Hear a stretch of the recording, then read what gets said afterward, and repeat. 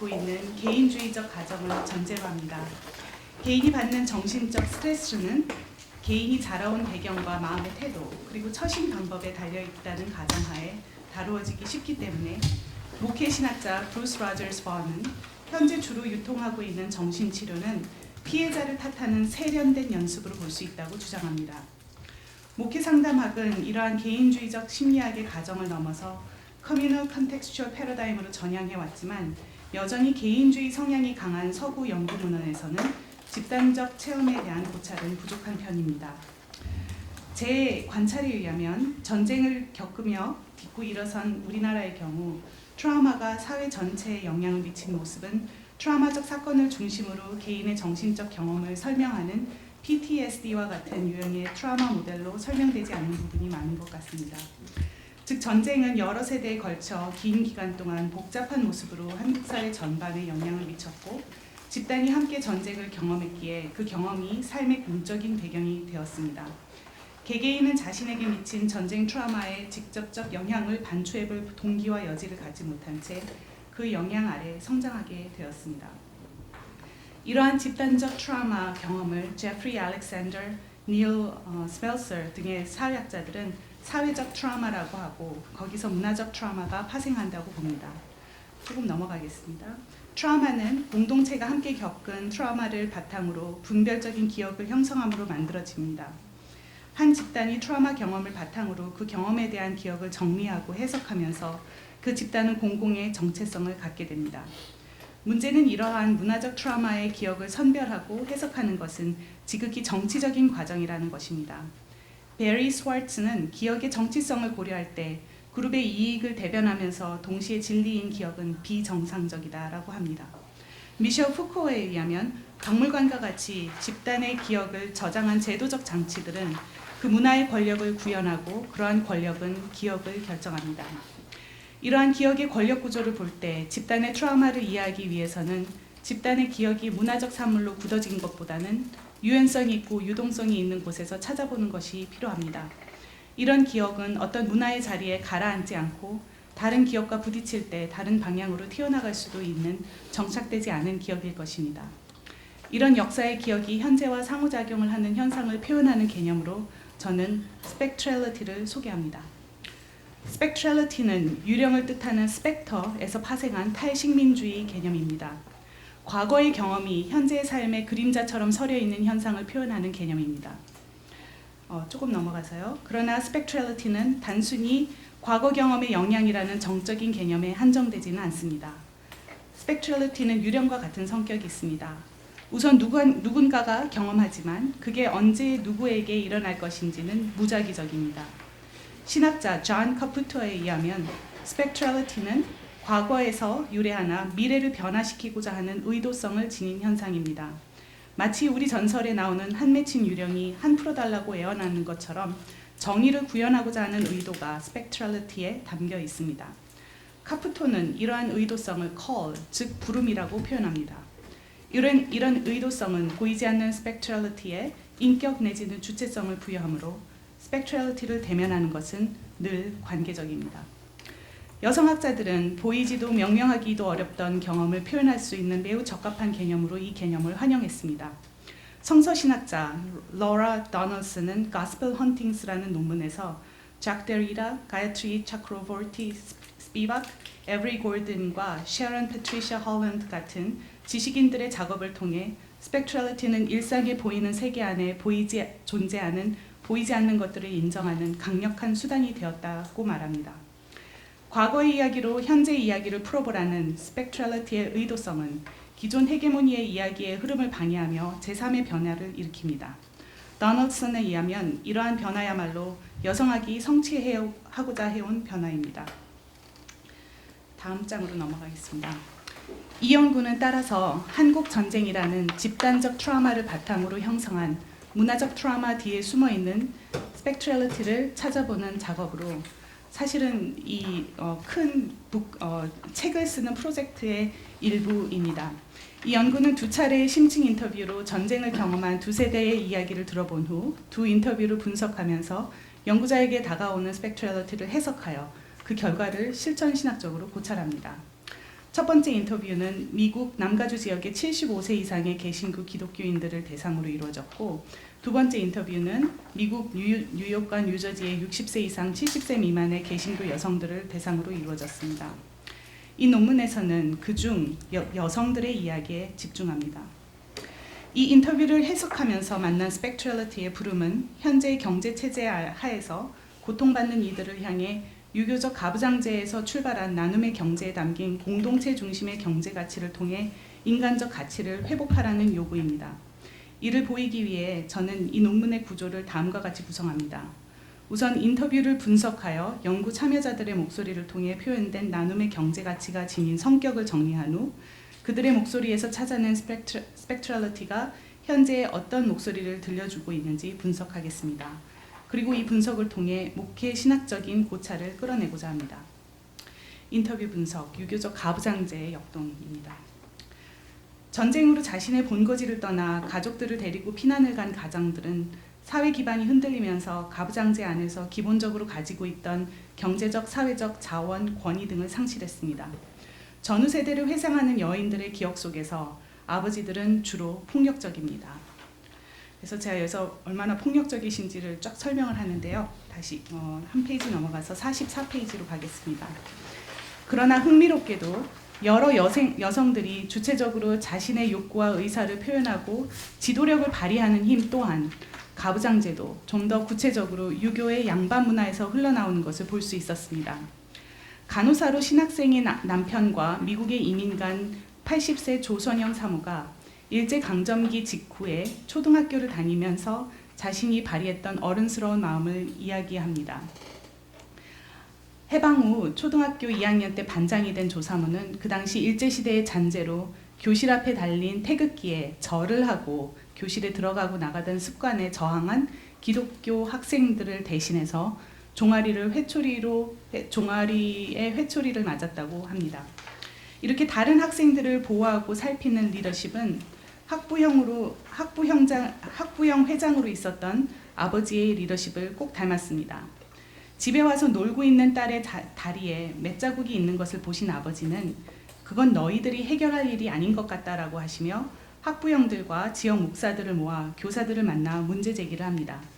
아버지를 중심으로 생긴 태극기에 대한 담론은 그 학교와 주변 학교로 퍼져나갔습니다. 조사모님이 하는 말씀입니다. 그때 이 대통령 때였는데 그러고 나서 한 6개월 정도 후에 절하지 말고 가슴에다 손을 대라고 변화가 왔어요. 나는 몰라. 그게 그래서 그런 건지는 모르지만 어쨌거나 시작은 그랬는데 대통령까지 말이 같다고 말이 나오고 그러는데 나중에 6개월인가 후에 바꾸라고 해서 그 다음부터는 절 안 하지요. 새로 건국된 나라에서 일제강점기의 습관을 답습하면서 생긴 마찰에서 사회제도의 변화를 가지고 오게 된 이 사건에서 조선영 사모의 어린 시절 모습에는 공동체를 돌봐야겠다는 책임감이 짙습니다. 딸의 경험을 중요하게 생각하고 학부형과 목사들과 교사들을 모은 아버지는 자신이 기독교인이 아니지만 종교와 공공제도가 부딪힌 상황을 해결하기 위해 공동체를 결성합니다. 이런 아버지의 모습과 공동체를 위해 대신 매를 맞는 딸의 용감함이 닮은 듯 겹쳐 보입니다. 그러한 담대함이 어디서 기인하냐는 질문에 조사모는 가난한 소장농이지만 자신이 양반 가문의 딸이라는 것이 많은 자신감을 주었다고 말합니다. 위의 모습과 같이 공동체의 뜻을 모아 사회적 변화를 가져온 아버지의 공동체에 대한 책임감과 딸의 경험에 대한 진지한 고려를 생각할 때 가부장적 유교 전통의 패러다임이 사회 격동기를 지나갈 때 여성을 지지해주는 역할도 한 것이라고 볼 수 있습니다. 이러한 유교적 리더십은 기독교로 개종하면서 공동체 안에서 기독교적 나눔의 리더십으로 통역됩니다. 조사모의 리더십이 아버지의 유산이라면 뉴욕의 큰 병원 마취과 의사로 정년퇴임하고 교회 안팎에서 여성 장로로 섬기고 있는 66세 신명숙 장로의 리더십은 어머니로부터 옵니다. 자신이 곧고 정직한 삶을 살아가려고 노력하는 신장로는 자신이 어머니와 더 닮았다고 합니다. 대학생 때 학생회장을 역임하며 그 당시에 학생회장이 사용할 수 있었던 판공비를 사리사욕을 위해 쓰지 않기 위해 다른 이에게 맡긴 이야기를 하며 돈에 연연하지 않는 자신의 모습을 기뻐하는 어머니를 기억합니다. 이렇게 공공의 돈을 사리사욕을 위해 쓰지 말아야 한다는 원칙주의의 근원은 어머니의 인품과 집안 내력에서 찾을 수 있습니다. 장사를 해서 서북 지역 부자였던 아버지가 가지지 못한 순하고 다정하되 사리가 밝고 정직한 어머니의 인품은 삼촌들을 일본으로 유학 보내고 딸들도 대학에 보낼 만큼 교육의 가치를 알았던 어머니의 친정이 양반 집안이었다라는 내력에 바탕이 깔려 있다고 합니다. 46페이지입니다. 일제강점기에 일본 유학을 다녀온 양반집 자제로 전쟁 후 법관으로 일하던 아버지를 자랑스럽게 여기는 68세 김수진 권사는 이민 생활 중 경제적 어려움에 처했을 때 내가 누구 딸인데 라는 자부심으로 고된 시간을 헤쳐나가기도 합니다. 인터뷰 분석 2번 공동체적 경제 가치로 넘어갑니다. 47페이지로 넘어갈게요. 그때는 모두들 힘들었다고 모든 연구 참여자들이 입을 모으고 자신들의 삶은 힘들었어도 그나마 남보다 나았다고 하는 그들은 이웃들을 무언가 함께 나눠야 하는 이들로 경험합니다. 어려울 때일수록 누군가 더 어려운 이가 나타나면 있는 것을 나눕니다. 조선영 사모는 전쟁 중 쫓아다니던 군인 하나가 집에 숨어 들어온 때를 기억합니다. 어머니는 아무 말 없이 그의 군복을 아궁이에 태워버렸고 아버지의 옷 한 벌을 내주고 새로 밥을 지어 대접하고 아랫목에 재웠던 이야기를 합니다. 아침에 일어나 떠나보낸 후에 보니 이부자리에 이가 득실하여 모든 것을 내다버렸지만 그는 자신의 식구가 맞아서 나눠야 했던 손님이었다는 것입니다. 연구 참여자들의 인터뷰에서 이런 크고 작은 나눔의 이야기는 자주 흘러나옵니다. 이런 이야기가 유지선 권사의 삶 속에서는 현재까지도 면면히 이어옵니다. 어린 시절부터 나눔의 경제생활은 늘 공기처럼 있던 것이지만 그것이 자신의 삶을 풍성케 함을 경험한 것은 목사였던 남편과 사별한 후였습니다. 새 목사와 사모가 교회에 들어오니 교회에서 자신의 위치와 정체성을 잃는 위기가 다가왔을 때 유권사는 이민 생활로 지친 이들을 찾아가고 집으로 초대해 음식을 해주면서 온전한 자기 모습을 찾기 시작합니다. 48페이지입니다. 뉴욕에서 딸 둘과 아들 하나를 홀로 키워내는 상황에서 이런 나눔을 위해서 필요한 자본이 풍족할 수는 없었습니다. 자본이 생기는 것은 하나님께서 다 채워주셨다고 표현합니다.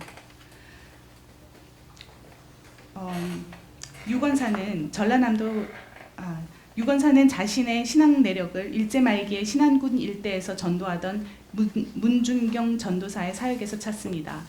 그는 남편에게 버림받았음에도 불구하고 효부라는 평가를 받으며 시집살이를 하고 시아버지가 돌아가신 후 시집을 나와 살다가 전도사가 됩니다. 그는 남에게 받은 것을 나눔으로 남을 도우며 전도를 했다고 합니다.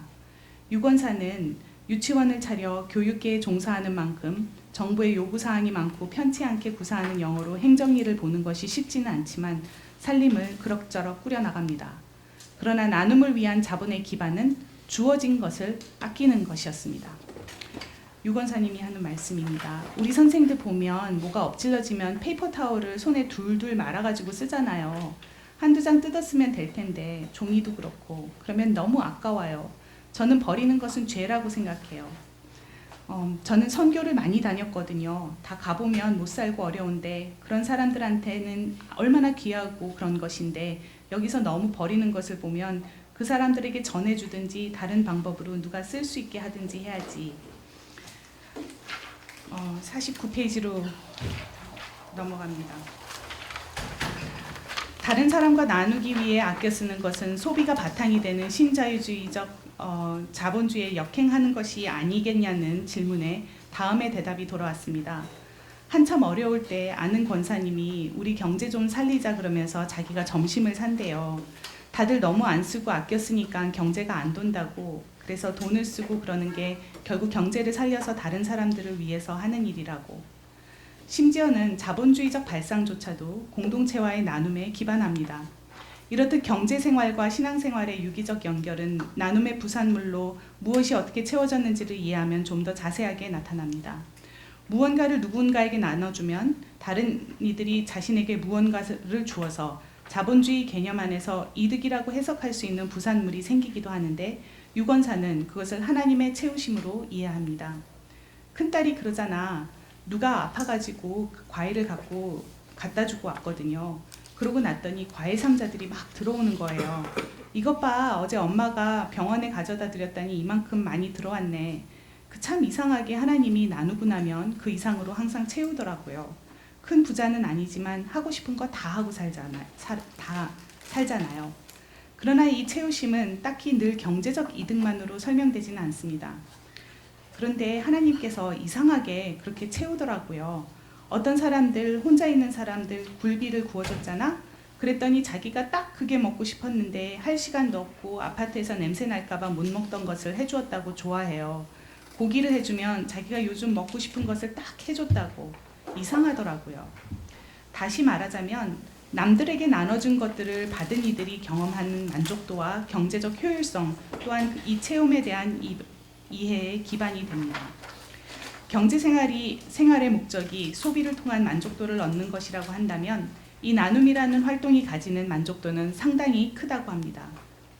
즉 이런 나눔의 활동은 자신의 욕구를 깊이 있게 만족시키고 자신을 확장시키는 경제적 효율성이 높은 활동이었던 것입니다. 50페이지로 넘어갑니다. 이렇듯 아껴 써서 공동체와 나누는 것은 모두들 공통적으로 이야기하는 그들의 생활에서 고수해온 가치입니다. 사실 자신의 소유를 아껴서 공동체와 나누는 것은 끊임없이 평등을 향해 움직이는 역동을 만들기에 이는 신자유주의가 지향하는 바와 반대되는 움직임을 보여줍니다. 신자유주의의 본고장인 뉴욕과 로스앤젤레스에서 이런 경제 가치가 고수되고 있는 모습은 본 연구자의 세대가 미국에서 하고 있는 소비 위주의 경제 활동과 현격한 차이가 납니다. 무엇보다도 더 좋은 차를 사고 더 좋은 집을 사서 자기 성취를 해야만 할 것 같은 이민사회에서 이들이 유지해온 가치는 신자유주의의 지배성의 테두리에서 벗어나 있었습니다. 이 시점에서 연구 참여자들이 서술하는 이러한 욕구와 만족의 컨텍스트를 환기해 보고 싶습니다.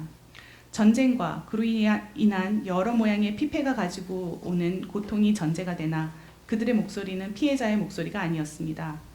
이 논문에 나오는 그들의 목소리는 그들이 이야기하는 폭력, 약탈, 가난, 재난, 군인들에 의한 강간의 두려움 등 전쟁이 가져오는 여러 종류의 두려움 사이에서 삐져나오고 있었습니다. 전쟁을 겪고 그 이후의 어려운 세대를 겪은 자아와 현 세대를 살아가는 자아는 왜 욕구와 만족을 이토록 다르게 경험할까요? 한국전쟁이라는 문화적 트라우마 이면에서 나타나는 스펙트럴리티는 신자유주의 체제 아래에 있는 자아들을 향한 과거의 부름이었습니다. 자신의 욕구를 나눔을 통해 만족시킬 줄 알았던 면밀하게 연결되어 있는 자아들의 스펙트럴리티에서 나오는 의도성은 그들이 잘 명명하지는 못하나 그들과 매우 다른 삶을 살며 고통받고 있는 신자유주의 지배하에 있는 자아들을 향하고 있었습니다. 스펙트럴리티의 부름, 신자유주의 사회 속에서 고통받는 자아들. 정명숙 사모는 생일잔치를 하는 손주와 손주 세대의 어린이들이 받은 생일 선물에 대해 불평하는 모습을 보면서 이 아이들이 과연 자신의 세대 사람들보다 행복할지 궁금해합니다. 경제적인 풍요로움과 상관없이 만연한 불만족감은 시장 환원적인 가치를 가진 개인을 양성해내는 현 교육구조 안에서는 뿌리 깊은 고통으로 나타납니다. 극심한 경쟁 구조에서 성공하여 대학에 입학한 신입생들의 40여%가 자살을 생각해 본 적이 있다는 신입생 조사 결과는 이렇게 양성된 개인들의 자아가 신자유주의가 필요로 하는 경제 주체, 자본이 되는 과정이 자아에게 부담시키는 고통의 크기를 보여줍니다. 이 고통은 전적으로 개인이 감당합니다. 목회 상담학을 비롯한 심리치료학은 이 문제를 눈앞에 앉아있는 내담자 개인의 주체성을 통해서 해결해야 할 의무를 갖게 되어 이 고통을 개인이 감당해야 한다는 신자유주의의 전제에 가담하게 됩니다. 이 과정에서 신자유주의가 스펙으로 개인의 가격표를 붙여서 시장에서 유통하듯 심리치료 과정에서도 고통을 비롯한 감정과 경험의 총체 하나하나에 개인의 정체성이라는 이름표가 달리고 그 정체성을 성취하기 위한 효율성에 따라 경험과 감정 각각에도 이름표를 답니다. 달돗과 라발에 의하면 다원화된 사회에서 이러한 정체성과 특이성은 소비할 수 있는 산물이 되어버렸습니다. 로저스 번은 제반의 상담학은 고통받는 이를 돕고자 하는 선한 의도에도 불구하고 신자유주의의 지배성이 이미 편입되어 있음을 그의 책 Caring for Souls in a Neoliberal Age에서 심층적으로 분석하고 주장합니다. 신자유주의 안에서의 고통에 딱히 이름 붙이기는 어렵지만 그 증상은 고질적인 트라우마 증상과 별반 다르지 않습니다. 이바 일루스에 의하면 신자유주의는 인간의 감정 또한 자본주의로 합병하여 감정 자본주의를 형성합니다. 감정 자본주의 문화에서 감정은 평가받고 점검받고 논의되고 흥정되고 정량화되어 상품화됩니다. 이 과정에서 고통받은 자아는 정신적 결핍 및 결함에 의해서 조직되고 정의되는 정체성을 가지는데 이런 정체성은 자기 변화와 자아 실현을 끊임없이 요구하는 시장으로 병합됩니다.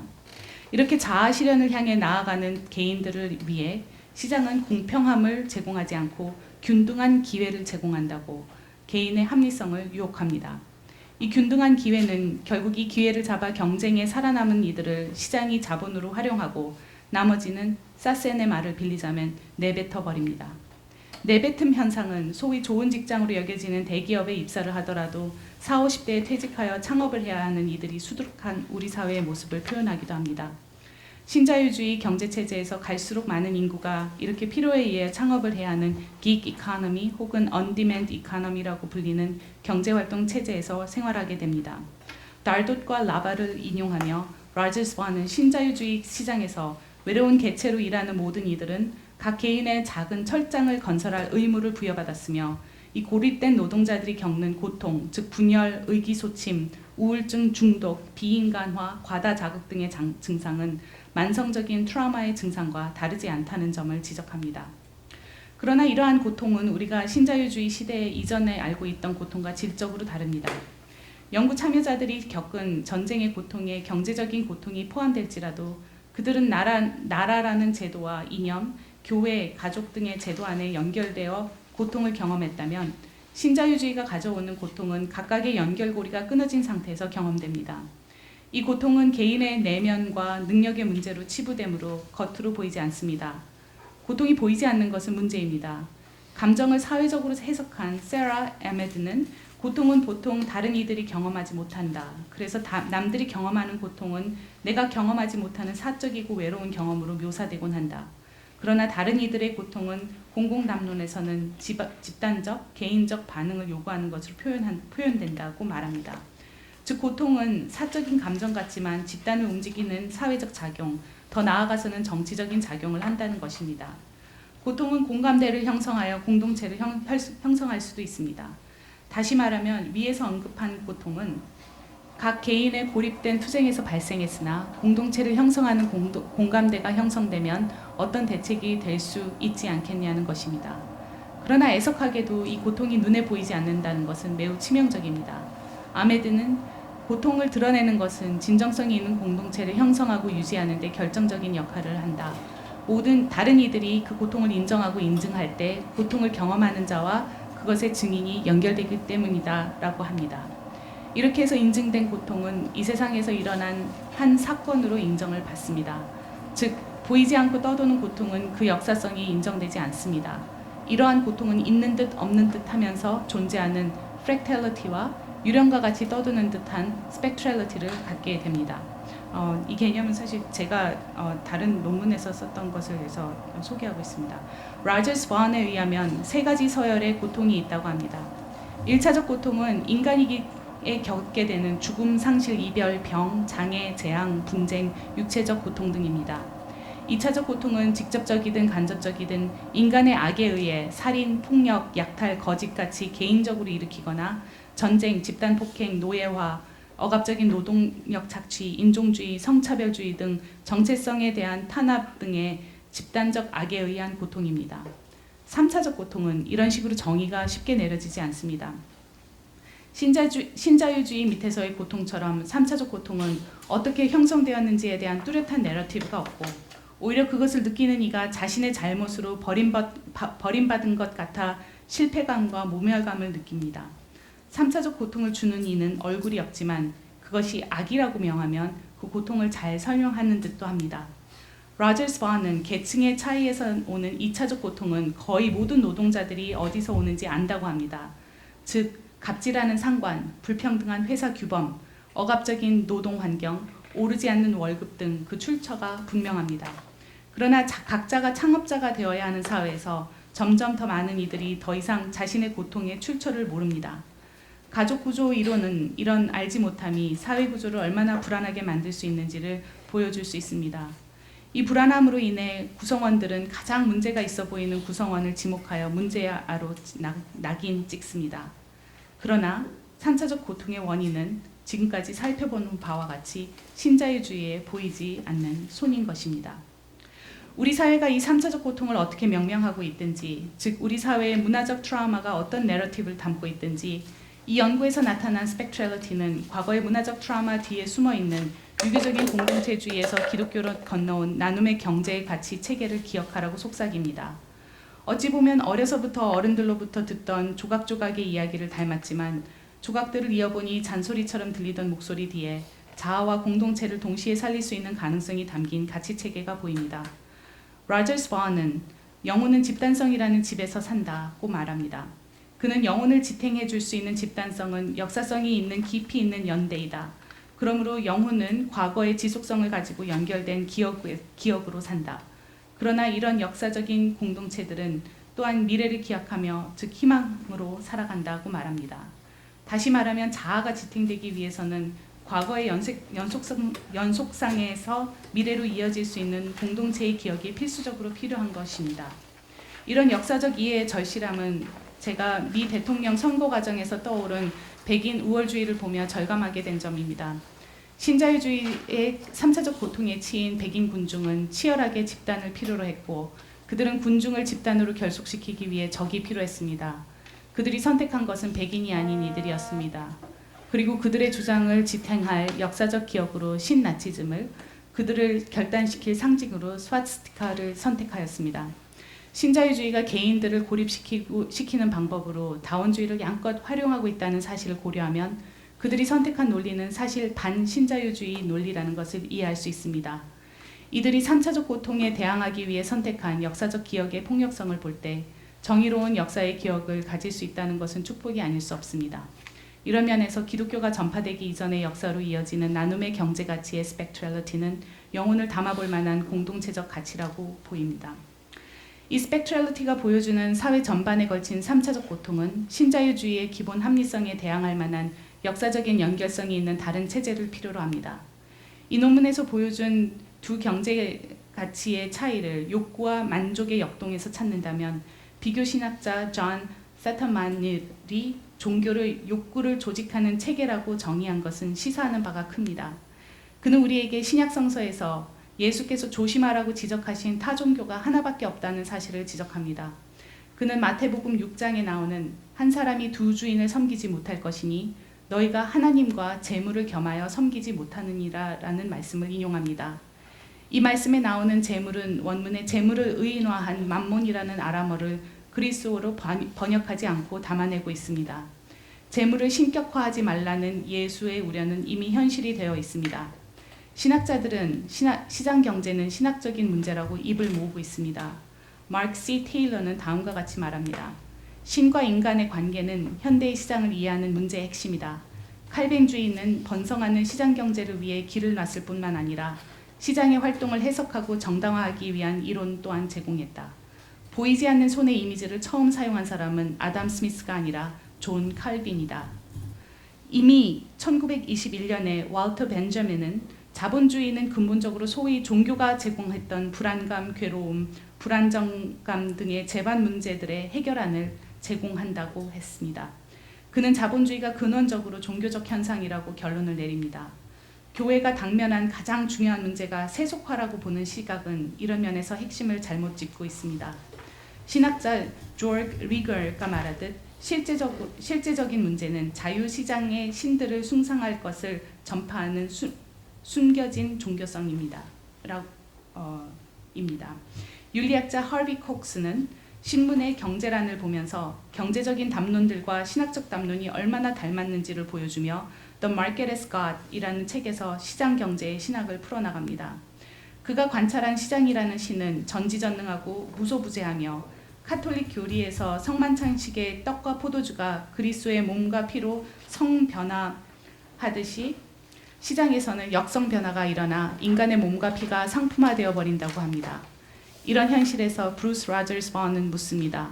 어떤 신이 우리의 살과 시간과 정신과 열심의 제사를 바쳐드릴 만한 가치가 있는가? 이런 면에서 신자유주의의 합리성의 산물인 3차적 고통은 지극히 목회의 신학적인 주제가 됩니다.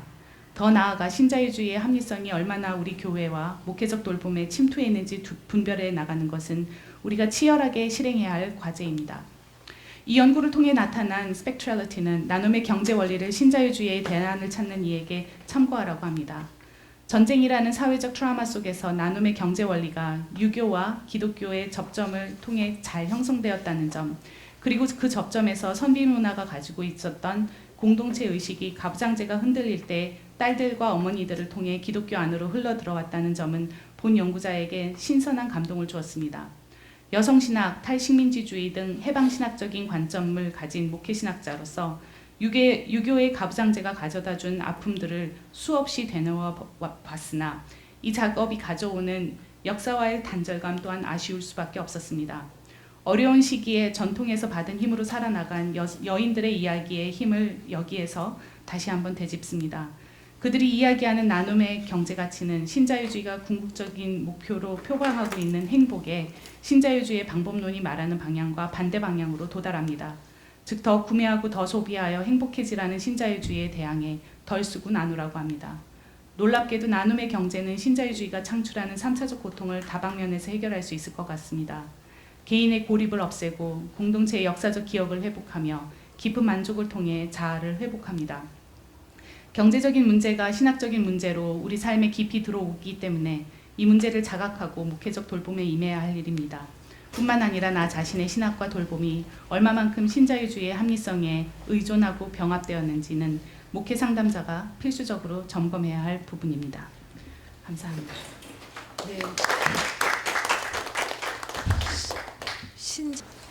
안녕하십니까. 멀리서 온 사회학과 최소배입니다.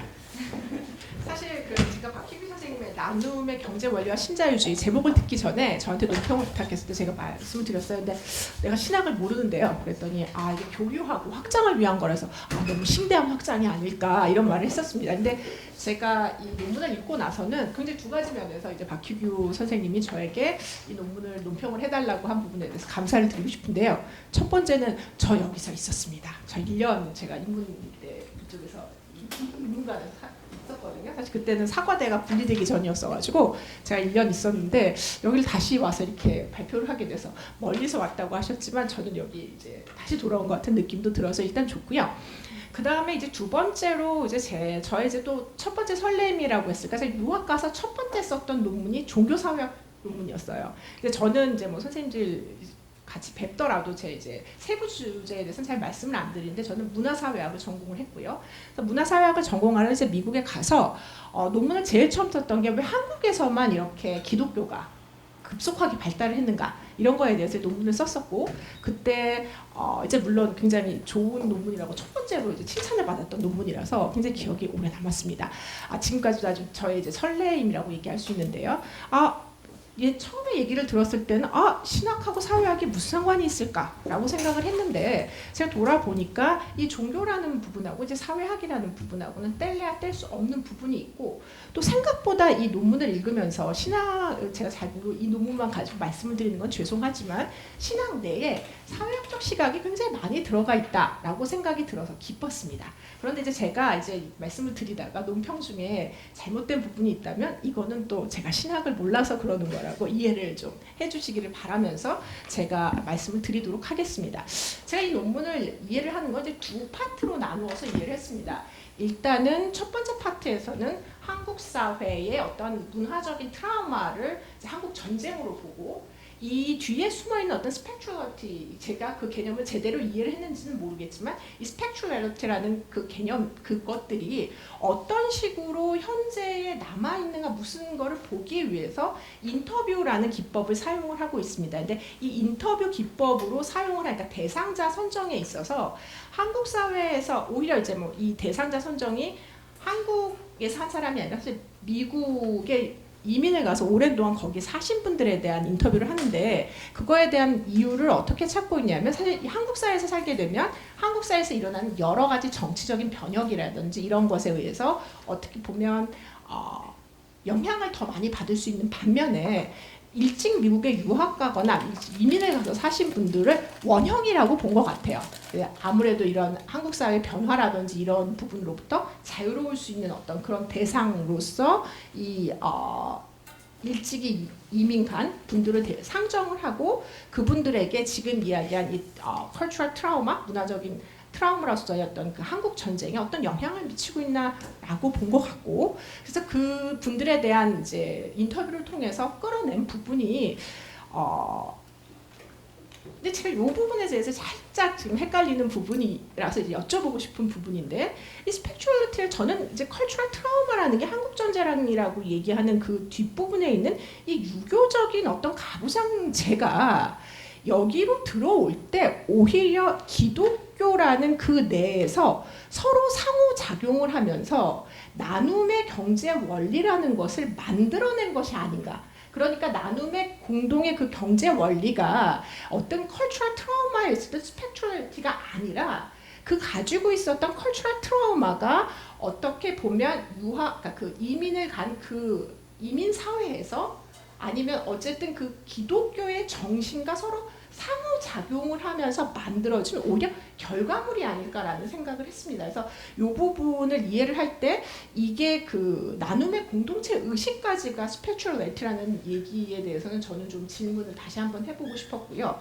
왜냐하면 이게 그렇게 되면 이제 뒷부분에 두 번째 스텝에서는 이제 저는 어떻게 봤냐면 사실상 이 자본주의가 이제 지속적으로 발달 어쨌든 이게 너무나 이제 커지면서 신자유주의로 오게 되고 여기에서 이제 말씀하신 것처럼 3차적인 고통이라고 얘기하는 많은 것들, 그러니까 말하자면 자본주의의 모순이 극대화돼서 나타나고 있는 부분이 이제 다들 많은 부분이 신자유주의의 경향에서 찾고 있는데요. 이 신자유주의 경향에서 사실상 이 부분에서 이제 사회학이 줄 수 있는 부분이 있는 것 같습니다. 이제 사회학이 그러니까 사회학이 발흥하게 된 그 시점이 언제냐면 이 산업자본주의로 들어가는 상업자본주의에서 산업자본주의로 이제 들어가는 그 시점에 이제 산업혁명이 일어나게 되고 그때 이제 종교가 그 사회에서 가지고 있는 영향력이 이제 급속도로 떨어지게 되죠. 그러면서 이제 사회학자들이 거기에서 이제 사회학이라는 그 학문 자체가 발흥한 게 그 시점입니다. 이 종교를 대체할 것이 무엇이냐? 사람들이 의미를 잃고 있는데 거기를 이제 무엇이 대체할 것인가를 보기 위해서 만들어진 게 사실 사회학이라는 학문이기 때문에 사회학에서 이제 그 부분을 이제 자본이라는 것이 이제 대체하게 될 것이다. 그 외에 또 이제 막스 베버 아까 칼비니즘이 어떤 자본주의 영향에 굉장히 큰 영향을 줬다라고 얘기하는 막스 베버 같은 학자는 그 부분을 관료주의라든지 합리주의의 철창에 갇히는 식으로 그 의미라는 것들이 대체될 것이다라는 식의 이야기를 하게 됩니다. 그렇기 때문에 사실상 이 신자유주의 사회에서 이 그 뒷부분에 말씀하시는 굉장히 어려운 그 고통이라든지 이런 부분 3차적인 고통이라고 표현을 하셨나요? 예, 그 부분에 대해서 이 나눔의 공동체 원리를 나눔의 경제 그런 식으로 종교에서 무언가 대체할 것을 찾고자 하는 그런 부분 그리고 그것을 종교적인 언어로 풀어내고 있다는 부분은 굉장히 재미있게 흥미롭게 읽혀졌고 또 거기에 어떤 대안으로서 지금 말씀하신 나눔의 경제라는 부분 그런 공동체 의식이라는 것이 영향을 줄 수 있다는 것도 굉장히 재미있게 읽었습니다. 그런데 이게 두 개가 다 재미있는데 그 두 개의 접합점에 대해서는 제가 아까도 말씀드렸던 것처럼 과연 스펙추얼리티라는 거가 계속 연결돼서 그렇게 좋은 역할을 했다라는 생각은 들지 않고 스펙추얼리티가 사실상 굉장히 그 유령처럼 돌아다니면서 어떤 맥락에 따라서 만들어지는데 그것이 기독교라는 맥락과 만들어진 게 지금 얘기한 나눔의 공동 의식이지. 뭐 사회학자로서 이제 볼 때는 그 유교적인 가부장제가 좋은 역할을 했다라고 받아들이기가 어렵기 때문에 그럴 수도 있을 것 같습니다. 그거 자체는 그냥 유령처럼 트라우마틱하게 돌아다니는 거고 그것이 어떤 순간에 저는 이제 기독교인이기 때문에 그렇지만 기독교라는 굉장히 좋은 어떤 것을 만나서 승화된다든지 만들어진다면 나눔의 경제로 나올 수도 있고 아니면 굉장히 더 나쁜 어떤 결과로도 나올 수 있다라고 저는 생각이 들고 그게 스피리추얼리티의 개념이 아닐까라는 생각을 해봅니다. 왜냐하면 또 이제 그거랑 같이 연결해서 보면 그 트라우마가 좋게 영향을 줄 수 있다라는 식의 생각이 된다면요, 좋게만 영향을 줄 수 있다고 생각이 든다면 신자유주의에 의해서 느껴지는 컬처럴 트라우마가 그럼 먼 훗날에 또 좋은 어떤 스펙추얼리티로 나타날 수도 있는 건지 그거가 아니라고 한다면 사실 저는 그 스펙추얼리티는 각각의 어떤 집단이라든지 이런 개인에 따라서 굉장히 다른 형태로 나타날 수 있는 게 아닐까 하는 생각이 들어서 그 접점에 대해서 조금 설명을 해주시면 예 감사하겠습니다. 예, 지금 말씀드렸던 것처럼 이해를 잘못했다면 제가 사회학자라서 시야가 이해 못한 걸로 이해해 주시면 됩니다. 사실 제가 지금 이 페이퍼를 통해서 하는 것은요, 제가 제안한 실천신학적 연구 방법을 실제로 써봐라 하는 제안을 이제 출판사에서 받았어요. 그래가지고 이제 그러면은 그거를 어떻게 할 것인가를 고민을 하다가 쓴 건데요. 제가 제안한 스펙트럴리티를 사용한 실천신학적 연구 방법은 이거였습니다. 아주 간단한 건데요. 유령이 나타나면 얼굴을 보고 들여다봐라 이거였습니다. 그리고 제가 여기에서 가장 중요하게 생각하는 것은 유령이 갖고 있는 의도성, 유령이 갖고 있는 부름이 무엇인가를 보는 거였어요. 그리고 스펙트럴리티가 가지고 있는 아주 중요한 성격은 제가 실제로 이 실천신학적인 방법을 설명을 할 때는 장화와 홍련을 사용해가지고 설명을 한 적이 있는데요.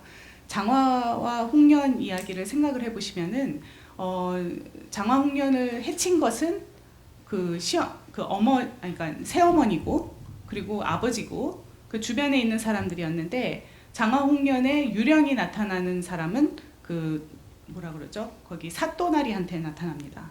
그러니까는 그 스펙트럴리티가 누군가한테 나타나는 것은 굉장히 무작위적으로 나타나는데 무작위적으로 나타난 사람들을 결국 보면은 그 유령이 하고 싶은 이야기에 반응을 할 수 있는 그 의지와 힘이 있는 사람한테 나타난다고 여겨졌어요. 그래서 그런 거를 가지고서는 실천신학적인 방법을 찾아보면은 그것이 우리가 미처 보지 못하는 정의의 문제들을 건드릴 수 있는 방법이 아닐까, 그렇게 할 수 있는 신학적인 방법이 아닐까라고 생각을 하고 그런 방법론을 제안을 했는데 제가 실제로 스펙트럴리티를 사용해가지고 해보려고 그러니까는 무작위적으로 나타나는데 지금 당장에 무작위적으로 나타나 달라고 할 수 있는 방법이 없는 거예요. 그래서 제가 한 작업은 이 전체 책의 프로젝트는 뭐였냐면요. 제가 여태까지 만났던 스펙터들을 쭉 돌아보니까 그것이 굉장히 자주 한국 전쟁과 연결이 되어 있다라는 거를 제가 깨달은 부분이 있었고 그러면은 그 스펙터들을 다시 찾아가서 만나보자 하는 것이었습니다. 이 프로젝트는 사실은 제가 미국에 있는 동안에 시작을 했기 때문에 한국에 원래 제가 구성했던 프로젝트는 미국에 있는 지금 전쟁에 관한 것이기 때문에 전쟁을 경험하신 분들이 이제 돌아가실 때가 됐기 때문에 우선 빨리 찾아가지고 그분들을 인터뷰를 하고 그 다음에 언젠가 한국으로 돌아가가지고 펀딩을 받아서 한국에 가서 한국에 있는 세대들을 또 인터뷰를 하고 그래가지고 미국과 한국을 비교하는 게 전체 북 프로젝트였는데요. 그러다가 이대에 왔습니다. 그래가지고 갑자기 이게 붕 뜬 상태가 돼버렸는데 그 의도성이 사실은 제가 이야기하는 스펙트럴리티의 중심이에요. 그래서 제가 인터뷰를 해서 받은 것들을 놓고 사실 제가 하는 실천신학적인 방법은 여기 안에서 일어나는 여기에서의 부르심이 뭘까를 보는 거죠. 그래서 그 부르심에 대한 대답을 찾는 건데 사실은 제가 신자유주의가 튀어나올 거라고 상상도 못했어요. 그래서 이 인터뷰를 하기 위해서 굉장히 많은 책을 읽고 저는 사실 트라우마 쪽으로 계속 공부를 해가지고 인터뷰를 했는데 그분들이 이야기하는 거는 사실 이 경제적인 부분이 굉장히 크게 나오면서 할 수 없이 이제 이 부분에 들어가가지고 다시 연구를 한 거죠. 그래서 제가 한 방법은 그분들이 하는 이야기가 나오고 나서 그것에 대한 부르심이 있기 때문에 그 부르심에 대해서 제가 다시 연구를 해가지고 그 부르심을 가지고 다시 와서 만나는 작업을 한 것이 제가 한 실천 신학적인 방법이었습니다. 그래서 지금 아무도 안 하는 짓을 제가 혼자 하고 있는 거여가지고요. 지금 어디서 나오는 것이 아니고 제가 이제 제안을 하는 중입니다. 그래서 이렇게 묘한 글이 나왔습니다. 너무 감사합니다. 예. 글의 1부와 2부의 그 연결도 다 설명해 주신 건가요? 예, 그게 의도성, 그 부르심이라는 거죠. 인터뷰에서 나온 스펙트럴리티가 나한테 무엇을 하라고 부르는가를 봤기 때문에 그것에 대한 리스판스로 제가 다음 2부의 것들을 갖다 연구를 해서 성찰을 해본 것입니다.